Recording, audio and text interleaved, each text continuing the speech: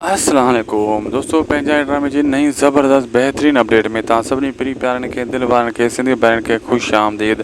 अॼु रिव्यू कंदासीं mega soap channel पंहिंजा वेरी, जंहिंजा अचण वारा एपिसोड ज़बरदस्त सनसनीखेज़ थियण वारा आहिनि। दोस्तों, अचण वारी एपिसोडनि में हिकु तव्हांखे जेको आहे हाणे जेको गद्दार अकबर ख़ान पकड़ियो आहे उन खां सभु हाल वाल वठंदो ऐं उहो सभु कुझु ॿुधाईंदो हिकु हिकु शइ।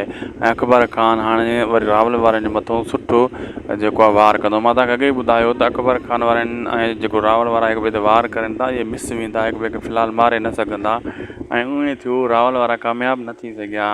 ऐं अकबर जा जेका शेरनि वारा घुमनि था अकबर जे माण्हू रावल खे पूरो करण जे लाइ, इहे बि फ़िलहालु मिस थी वेंदा, छो त इन्हनि खे सांवल परखे वियो आहे, अंदाज़ो हणी वियो आहे। बाक़ी दिलावर जी शादी तमामु जल्द कई वेंदी ऐं अचण वारा एपिसोड यानी ज़बरदस्त बहितरीन हाई लेवल क्वालिटी जा थियण वारा आहिनि। दोस्तों, अॼु जो वीडियो रुगो पंहिंजी पुॼाणी ते। अगरि अपडेट तव्हांखे सुठी लॻी त महिरबानी करे असांजे हिन यूट्यूब चैनल उदासी टीवी खे ज़रूरु सब्सक्राइब लाइक शेयर कंदा। तव्हांजो पंहिंजो ई चैनल आहे। मिलंदासीं तव्हां सां कंहिं ॿिए वीडियो में। तव्हांखे मौला ख़ुशि रखे।